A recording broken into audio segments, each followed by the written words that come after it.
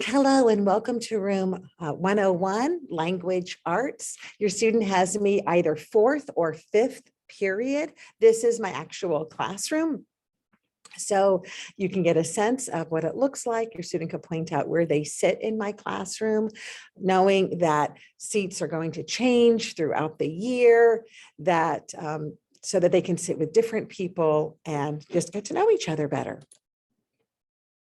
So early in the trimester, I sent out an email introducing myself, letting you know a bit about what I teach, which is both language arts and social studies, as well as asking for any information that you could share with me about your student, and just to email that to me. Thank you so much to all the parents and guardians who have responded. I've gotten so much great insight into your learners. If for some reason you didn't get this email, or maybe it's gotten so far down in your email box and you can't find it anymore, please let me know. I'm happy to send out another copy of it. It's no problem whatsoever. My email is alice.larkin@mercerislandschools.org. But this is just an opportunity for you to give me unique insight into your child. So this year, I am one of the teachers who is piloting grading for equity. This is standards-based. That means students will have flexible ways to show understanding. There are firm goals and the strong belief that all our students are geniuses. In language arts, reading and writing pretty much forms the foundation. So throughout the entire year, independent reading is going to be an important part of our class. Hopefully your student has already been talking about what we've been doing in class around independent reading, and perhaps even shared with you this genre log. So students are going to be recording their independent reading, and they're doing it through the lens of really looking at different genres. What this means is that students, if there's a genre that they just love, they can absolutely read that. But I'm also challenging students to try some different genres as well.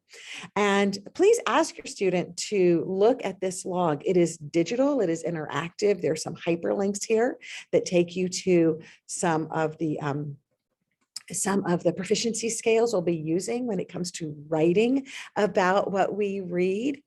But it's a pretty lengthy log. They have so many options for reading and for genres. It's really about giving them as much choice as possible. And I also know that students often introduce me to new genres that then get added to the list.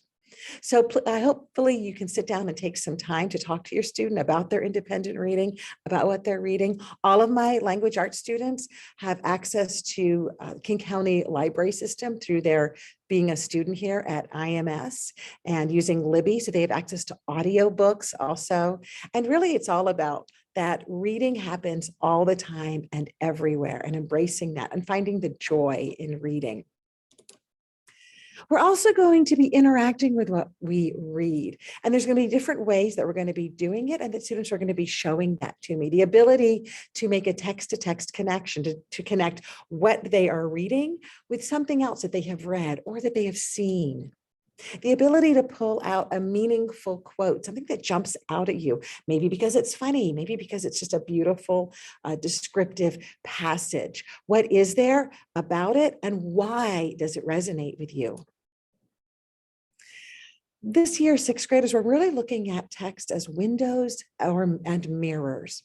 A window is when you have the opportunity to look in and see about a new culture, or learn about a new culture, to learn about a different perspective, and also be able to explain what you learned and why that matters. A mirror is when you read something and you see yourself reflected back. We know how important it is for students to see themselves in what they read, and to be able to share, to identify that, to share that, and to say why they see themselves there. And of course, we have theme for when we're talking about narratives, and main idea when we're talking about non-narratives. This idea of what is the central message that this text, that this book, that this reading is getting across. What is the author trying to say? And How do you know this? Being able to explain your thinking is going to be really important throughout this whole year. Talking together is going to be one of the big ways that we learn together, and sharing our ideas, writing them down and sharing our thoughts in that way. And this is one of my favorite photographs. Just the idea that the joy of reading and sharing with each other. And that's really one of my big goals this year for independent reading and for all of the reading that we're going to be doing, whether we're reading a shared novel, whether we're working on our short stories or literary analysis, that this is all shared work that we do, and that we grow together and that we learn together. Again, if you have any questions for me or anything that you'd like to let me know, please feel free to contact me at alice.larkin@mercerislandschools.org. Thank you for stopping by.